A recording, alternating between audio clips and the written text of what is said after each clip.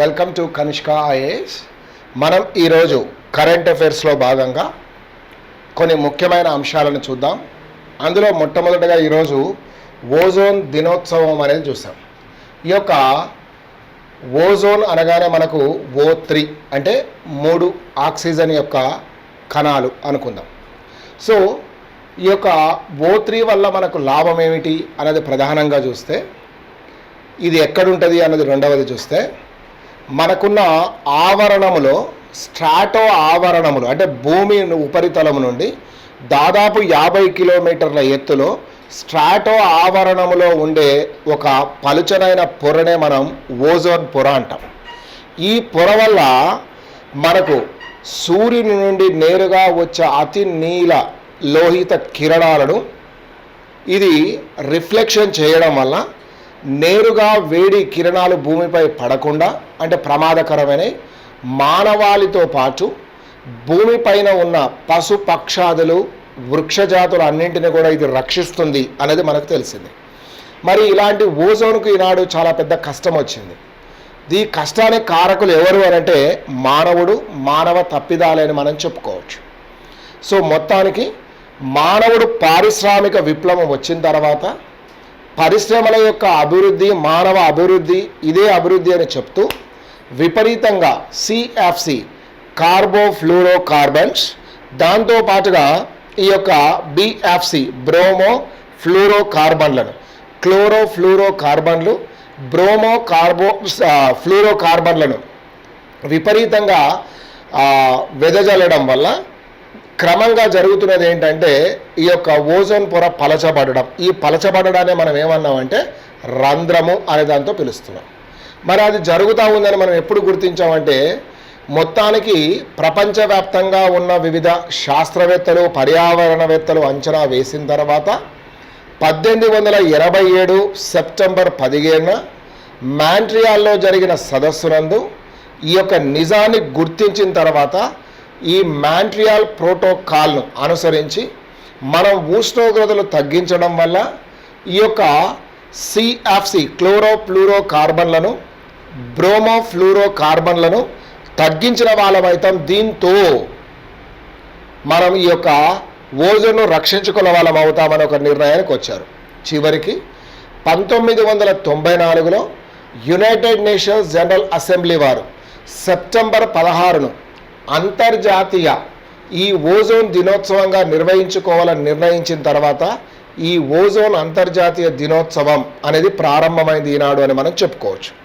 అయితే మనం ప్రధానంగా కనుక మనం చూస్తే ఓజోన్ దెబ్బతినడం వల్ల వచ్చే నష్టాలేంటి, ఒకటి ఓజోన్ దెబ్బతినడానికి గల కారణాలు ఏంటి అనేది రెండు మనం ముందు చూద్దాం. ఒకటి, ముందు ఓజోన్ దెబ్బతినడానికి గల కారణాలను కనుక మనం చూస్తే విపరీతమైన ఇంధన వినియోగం దేంతో కూడుకున్నది, కార్బన్ అండ్ అలైడ్ ప్రొడక్ట్స్. ఉదాహరణకు బొగ్గు కానీ, పెట్రోల్ కానీ, న్యాచురల్ గ్యాస్ కానీ, బై ప్రొడక్ట్స్ కానీ వీటి వినియోగించడం వల్ల విపరీతమైన మనం కాలుష్యాన్ని వెదజల్లిన వాళ్ళమై ఒక కారణమైతే, రెండవది ఏసీలు మరియు రిఫ్రిజిరేటర్లలో వాడే వివిధ వాయువులు కూడా ఒక ప్రధానమైన కారణం. మనం ఎక్కడ చూసినా ఇటీవల కాలంలో ఏసీ లేని గృహం అంటే కొంత లగ్జరీ కాకుండా ఇది ఒక నిత్యావసరంగా మారిపోయిన పరిస్థితికి వచ్చింది. ఇది లగ్జరీ కాదు, కామన్ కమోడిటీ కిందకి తెచ్చాం. ఇక ఫ్రిడ్జ్లు అంటే అనేక కారణాల వల్ల మనం ఖచ్చితంగా ఫుడ్ ప్రిజర్వ్ చేసే అనేది జరుగుతూనే ఉంది. ఇది కాక భారీ స్థాయిలో ఈ యొక్క పరిశ్రమల్లో కూడా దాన్ని వినియోగిస్తూనే ఉన్నాం అన్నది చూసాం. తర్వాత CFCలకు ప్రత్యామ్నాయంగా ఉపయోగిస్తున్న HFC అంటే హైడ్రోఫ్లూరో కార్బన్లను కూడా అవి ఇంకా ప్రమాదకరమైనవి అవుతున్నాయి రాను రాను, అవి కూడా ఒక కారణమని మనం చెప్పుకోవచ్చు. దీంతోపాటు మానవ తప్పిదం ముఖ్యంగా అడవుల నరికివేతతో పాటు కార్చిచ్చులు అంటే అటవీ దహనం. ఇటీవల కాలంలో చూస్తే భూమాతకే ఒక లంగ్స్ ఊపిరితిత్తుల వంటి అమెజాన్ అడవుల యొక్క దహనం కానీ, ఆస్ట్రేలియా అటవీ దహనం కానీ, తరచుగా అమెరికా లాంటి దేశాలలో సంభవిస్తున్న ఈ యొక్క అటవీ దహనాల వల్ల కానీ విపరీతమైన పొల్యూషన్ రావడం వల్ల ఈ యొక్క ఓజోన్ లేయర్ అనేది దెబ్బతింటుంది అనేది మనం చూస్తాం. మరి అలా దెబ్బతినడం వల్ల వస్తున్న నష్టాలు ఏంటి అంటే, ఒకటి పలు రకాల క్యాన్సర్లు రావచ్చు, రోగ నిరోధక శక్తి తగ్గుతుంది, వృద్ధాప్యం అతి ఎక్కువ తొందరలోనే వస్తుంది, కంటికి సంబంధించిన సమస్యలు పెరుగుతాయి. ముఖ్యంగా మొక్కలలో కిరణజన్య సంయోగ క్రియ ఫోటోసింథసిస్ అనేది దెబ్బతింటుంది. అదేవిధంగా కొన్ని రకాల పంటలు కూడా మారిపోతాయి, లేదా కొన్ని పంటలు అదృశ్యం కావచ్చు. ఉదాహరణకు మనం కనుక చూసి ఒక ఎగ్జాంపుల్ కేస్ స్టడీగా చెప్తాను. వరి కానీ గోధుమ కానీ కావాలి పండించాలనుకున్నప్పుడు మనం సర్టెన్ టెంపరేచర్స్, ఉదాహరణకు 24 డిగ్రీల నుంచి 17 డిగ్రీల మధ్యలో సరైన నీటి వసతులతోటి ఉంటేనే పంట వస్తుందని చెప్తాం. అది ఈ మధ్యలో కాకుండా 30-35 డిగ్రీలకు ఓజోన్ పొర క్షీణించడం వల్ల ఉష్ణోగ్రతలు పెరిగితే ఆ పంట పండే అవకాశమే లేకుండా పోతుంది. ఇక దీనివల్ల వచ్చే విపరీత్యాలు ఏ విధంగా ఉంటాయన్నది మాత్రం మనకు తెలియదు, ఊహించడానికే అంచనా ఉండదు. మామూలుగా సాధారణంగా వేసిన ఒక అంచనా EPA ఎన్వైర్మెంటల్ ప్రొటెక్షన్ ఏజెన్సీ అమెరికాలోని వాళ్ళు వేసిన అంచనా ప్రకారం రాబో 3.5 దశాబ్దాలలో ఇదే విధంగా కనుక పెరిగితే ఈ యొక్క ఉష్ణోగ్రతలు కనుక ఇదే విధంగా కనుక పెంచుకుంటూ పోతే వచ్చే 88 సంవత్సరాల తర్వాత యునైటెడ్ స్టేట్స్ ఆఫ్ అమెరికాలోనే 4 కోట్ల క్యాన్సర్ కేసులతో పాటు 8 లక్షల మంది క్యాన్సర్ వ్యాధిన పడి మరణిస్తారు అని చెప్తుంది. అంటే దీని యొక్క ప్రమాదాన్ని మనం ఒక్కసారి ఊహించుకోవచ్చు. రెండవది, మరి ఎట్లా దీనికి నివేదికలు ఏ విధంగా వస్తున్నాయని చూస్తే గతంలో 2018లో మరొకటి 4 సంవత్సరాల అనంతరం ఇస్తారు. 2018లో ఇచ్చిన 18 నుంచి 4 సంవత్సరాల త్వరలో వస్తుంది. 2018లో ఇచ్చిన తాజా నివేదిక అంచనాల ప్రకారం చూస్తే ఈ యొక్క CFC, BFC, HFCల యొక్క ఉద్గారాలు అయితే తగ్గుతూ ఉన్నాయి. ప్రధానంగా నార్వే, స్వీడన్, కెనడా వంటి దేశాలు ఈ యొక్క చర్యలు తీసుకుంటున్నాయి వాటితో పాటుగా. కాబట్టి క్రమంగా తగ్గే అవకాశం ఉంది అని మాత్రం మనం చూసుకోవచ్చు. నెక్స్ట్ మరొకటి ఏంటంటే వియన్నాలో జరిగిన ఈ యొక్క సమావేశం, వియన్నా అనేది ఆస్ట్రియా రాజధాని, అక్కడ జరిగిన సమావేశంలో 28 దేశాలు హాజరై ఈ యొక్క ఓజోన్ పరిరక్షణ కోసం మనం పాటుపడాలని చెప్పేసి ఒక నిర్ణయాన్ని తీసుకున్నాయి. ప్రపంచవ్యాప్తంగా దాంతోపాటు 2005లో కూడా మనం ఒక నిర్ణయాన్ని తీసుకోవడం జరిగింది. అది ప్యారిస్ ఒప్పందం ప్రకారం కనుక మీరు చూస్తే 2050 నాటికి మనం ఈ టెంపరేచర్స్ తగ్గించాలన్న దాంట్లో కొన్ని దేశాలు ముందుకు వచ్చిన అభివృద్ధి చెందుతున్న దేశాల మధ్య అనేక వ్యత్యాసాలు ఉన్నాయనేది మాత్రం మనం చెప్తూనే ఉన్నాం. మరొకటి ముఖ్యంగా ప్రపంచంలో CFC అంటే ఈ యొక్క ఫ్లూరోకార్బన్స్ ఏదైతే ఉత్పత్తి చేస్తుందో క్లోరోఫ్లూరోకార్బన్స్ ఎక్కువగా ప్రపంచం మొత్తంలో 40 నుంచి 50% కేవలం ఒక చైనా నుంచే వస్తున్నాయి. కాబట్టి చైనాను కట్టడి చేయాలని, అంటే చైనాకు ప్రపంచవ్యాప్తంగా ఉన్న దేశాలు ఎన్ని సలహాలు చెప్పినా వాళ్ళు మాత్రం దాని గురించి మారడం లేదు. ఇది ఒక విషాదకరమైన విషయమని మనం చెప్పుకోవచ్చు. మరి మరొక అంశాన్ని కనుక మనం ప్రధానంగా చూస్తే దేంట్లో ఈ యొక్క ఓజోన్కు సంబంధించిన దాంట్లో ఇదే విధానం కనుక కొనసాగితే మంచు పర్వతాలు కరిగిపోవడం, సముద్రాల యొక్క నీటి మట్టం పెరగడం, దాంతోపాటు ఈ యొక్క సముద్ర తీర ప్రాంతంలో ఉన్న వారికి ఇబ్బందులు ఏర్పడడం, మునిగిపోవడం, దాంతోపాటు జీవనదులుగా ప్రపంచవ్యాప్తంగా ఉన్న అనేక నదులు, ఉదాహరణకు హిమనీ నదాల ఆధారంగా ఏర్పడిన గంగా కానీ, బ్రహ్మపుత్ర కానీ, మెకాంగ్ కానీ మొదలైనవన్నీ కూడా భవిష్యత్తులో అంటే అదృశ్యమయ్యే అవకాశం ఉంది. ఒకప్పుడు సరస్వతిని మనం చరిత్రలో భాగంగా మైథలాజికల్ రివర్గా ఎట్లా చెప్పుకుంటున్నామో అలా చెప్పుకునే పరిస్థితి ఏర్పడుతుందంటే ఇదే కనుక మనం చేస్తే భవిష్యత్తులో భూమిపైన మానవుడే కాదు ఏకకర జీవి వంటి అమీబాలు కూడా మిగలడం కష్టమయ్యే పరిస్థితి మాత్రం ఉంటుంది. అది ఒకటిగా మనం చూసాం. నెక్స్ట్ దాని నుంచి మనం TS4 తెలంగాణ అనేది రాశాను. తెలంగాణ 4th అనేది ఏం రాశానంటే ఈనాడు భారతదేశానికి ఇస్తున్న ఆర్థిక సంపదలో Telangana is the 4th largest contributor in terms of economy అదిగా ఉంది. అయితే మరి మొదటి స్థానంలో ఎవరున్నారు అన్నది చూస్తే తమిళనాడు, రెండవది కర్ణాటక, 3 మహారాష్ట్ర, ఈ 3 ఉన్నాయన్నది మాత్రం మనం చూసాం. నాలుగవదిగా G20 అంటే ఇది గ్రూప్ ఆఫ్ 20 కంట్రీస్, అభివృద్ధి చెందుతున్న దేశాల యొక్క సమూహాన్ని మనం G20 అంటాం. ఈ G20 దేశాలు ఇటీవల కాలంలో రోమ్ పట్టణంలో సమావేశమయ్యాయి. రోమ్ పట్టణంలో సమావేశమైన ఇవి దేనిపైన అయ్యాయంటే ముఖ్యంగా ఆరోగ్య శాఖ మంత్రులందరూ కూడా ఇక్కడ సమావేశం అవ్వడం అనేది జరిగింది. ఆరోగ్య శాఖ మంత్రులందరూ ఇక్కడ సమావేశం అయితే ఆ సదస్సునందు వాళ్ళు చేసిన ఒక తీర్మానం కానీ చర్యలు కానీ దేనికి సంబంధించినవంటే ఈ యొక్క కరోనా వ్యాక్సిన్కు సంబంధించినవి. కరోనా వ్యాక్సిన్కు సంబంధించింది ఏమిటి అన్నది కనుక మీరు గమనిస్తే, బాగా అభివృద్ధి చెందిన దేశాలైన United States of America, United Kingdom, Israel వంటి దేశాలు వారి దేశ జనాభాలో 50% పైగా డబుల్ డోసులు ఇవ్వడమే కాక 3rd and 4th డోసులకు సిద్ధమవుతూ బూస్టర్ దాకా కూడా వెళ్ళారు ఒకవైపు నాణానికి.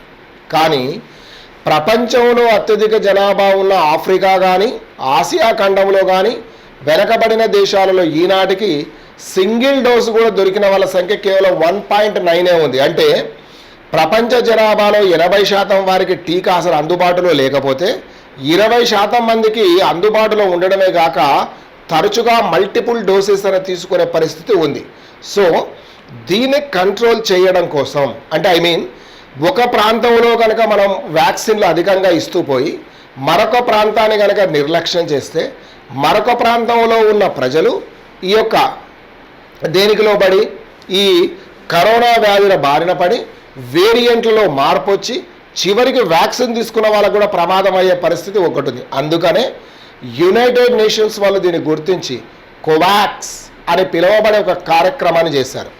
దీని ద్వారా పేద దేశాలకు ధనిక దేశాలు సహాయాన్ని అందిస్తూ వారికి ఈ కరోనా మనం వ్యాక్సిన్ అనేది అందించాలి అనే ఒక కార్యక్రమం చేపట్టినా అది నత్తనడకగా కొనసాగుతుంది. పైగా యునైటెడ్ నేషన్స్ సెక్రటరీ జనరల్ గారు చెప్పింది ఏంటంటే ఈ సెప్టెంబర్ వరకు కనీసం బూస్టర్ లేకుండా ఉండాలని కోరుకున్నవాడు ఈనాడు ఈ సంవత్సరం చివరి వరకు కూడా అదే కొనసాగితే తప్ప కొన్ని దేశాలకు మనం ఇవ్వలేమన్నాం. మొత్తంలో ఒక శుభ పరిణామం ఏమిటి అని అంటే ఇప్పటి వరకు ప్రపంచవ్యాప్తంగా ఉన్న వ్యాక్సిన్లు ఉత్పత్తి చేస్తున్న ఫార్మా కంపెనీలు 750 కోట్ల డోసులను మాత్రమే చేస్తే ఇప్పుడు ఉన్న దేశాలు అంటే రాబోతున్న త్వరలోనే ఈ సంవత్సరం చివరికి అంటే డిసెంబర్ నాటికి 1200 కోట్ల డోసులను ఉత్పత్తి చేసే సామర్థ్యాన్ని పెంచుకుంటున్నారు. కాబట్టి అది దానివల్ల మనం వేగవంతంగా వ్యాక్సినేషన్ చేసే అవకాశం మాత్రం పెరుగుతుంది అని చెప్పుకోవచ్చు. నెక్స్ట్కి వచ్చే వరకు మీకు టెలికాం అనేది రాశాను. ఈనాడు ఇంటర్నెట్ లేని కుటుంబం మనిషి అసలు మనం ఊహించలేని స్థితికి వెళ్ళిపోయింది. సాధారణంగా 1990 అంటే సరళీకృత ఆర్థిక విధానాలకు ముందు గ్రామానికి ఒక ఫోన్ ఉండడం అతియోశక్తి. అటువంటిది ఈనాడు ఫోను లేని మనిషి లేని పరిస్థితికి వచ్చాం, అంతగా పెరిగింది. ఈ సమయంలో ఒకవైపు ఫోన్ సౌకర్యం, ఇంటర్నెట్ సౌకర్యం, అత్యాధునికమైన మోడల్స్ తోటి కూడుకున్నది ఉన్నా కూడా కాంపిటేటివ్నెస్ తోటి టెలికాం కంపెనీలు మాత్రం కొంచెం నష్టాలలో ఉన్నాయి. వాటితో పాటుగా మరొక సమస్య ఏర్పడినది ఏమిటంటే ఈ యొక్క కంపెనీలు కొన్ని రుణగ్రస్తులై ఊబీలోకి అంటే ఈ యొక్క డెట్ ట్రాప్లో పడిపోయారన్నది. దీన్ని గట్టెక్కించడం కోసమే ఎక్కువ మందికి ఉపయోగం, వినియోగం, ఉపాధి కల్పిస్తున్న టెలికాం రంగాన్ని పరిరక్షించడం కోసం నిన్న కేంద్ర ప్రభుత్వం 9 అంశాలతో కూడిన సంస్కరణ ఒకదాన్ని చేపట్టారు. దీని ప్రకారం ఇప్పటి వరకు టెలికాంలో 49% ఉన్న విదేశీ పెట్టుబడులు ఇకపై 100% చేసుకోవచ్చు అని పేర్కొనడమే ఒక విషయంగా మనం చూసాం.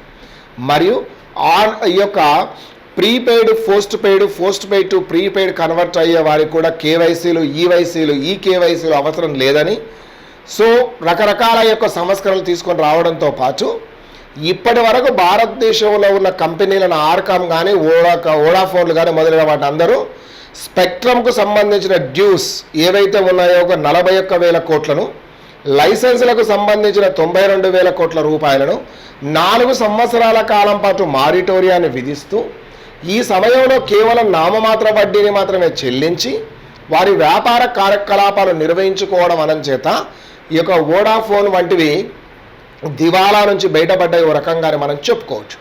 సో దాంతోపాటు వచ్చిన లాభాన్ని కూడా ఎంత మేరకు తీసుకెళ్లాలనేది వాళ్ళు చూస్తూనే ఉన్నారు. నెక్స్ట్ బ్యాడ్ బ్యాంక్ అని చెప్పాను.